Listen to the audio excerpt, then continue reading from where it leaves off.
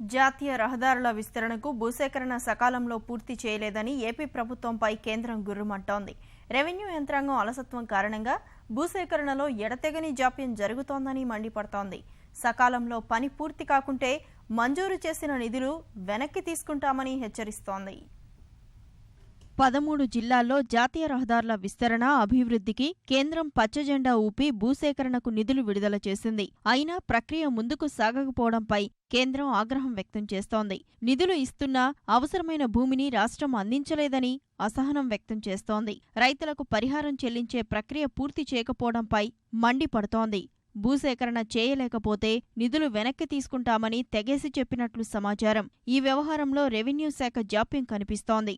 భూసేకరణ ప్రక్రియలో భాగంగా రైతులకు పంపిణీ చేయాల్సిన 674 కోట్లు రాష్ట్ర ప్రభుత్వం వద్దే ఉండడం, 884 హెక్టార్ల భూసేకరణలో జరుగుతున్న జాప్యాన్ని జాతీయ రహదారులు, రవాణా మంత్రిత్వ శాఖ తీవ్రంగా పరిగణిస్తోంది. నిధులు సక్రమంగా వినియోగించుకోని పక్షంలో వెనక్కి తీసుకుని ఇతర రాష్ట్రాలకు పంపిణీ చేస్తామని సూటిగా చెప్పింది. ఇటీవల ఢిల్లీలో జరిగిన భూసేకరణపై ఉన్నతస్థాయి సమావేశంలో ఈ విషయాన్ని కేంద్ర ప్రభుత్వ అధికారులు ప్రస్తావించారు. భూసేకరణతో పాటు విద్యుత్ లైన్లు మార్చడం, జలవనరుల విభాగానికి సంబంధించిన లైన్లు మార్చడం వేగంగా సాగాలని స్పష్టం చేశారు. కృష్ణా జిల్లా పరిధిలో భూసేకరణ, పరిహారం పంపిణీ సక్రమంగా చేయటం లేదనే విషయం ప్రస్తావనకు వచ్చినట్లు తెలిసింది.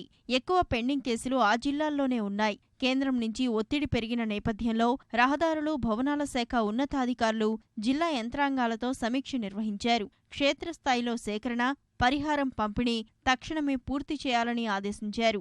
సమస్యల పరిష్కారంపై రెవెన్యూ అధికారులు దృష్టి పెట్టారు. జాతీయ రహదారి 221కి సంబంధించి కృష్ణా జిల్లా జి కొండూరు, ఆత్కూరులో ఉన్న సమస్యల్ని ఇప్పటికీ చక్కదిద్దలేకపోయారు. ప్రకాశం జిల్లా కనిగిరి బైపాస్కు సంబంధించి హైకోర్టులో ఉన్న కేసు గురించి ప్రస్తావనకు వచ్చింది. రాజధాని ప్రాంతంలోనే 466 కోట్ల మేర పరిహారం పంపిణీ చేయలేదని అధికారులు గుర్తించారు.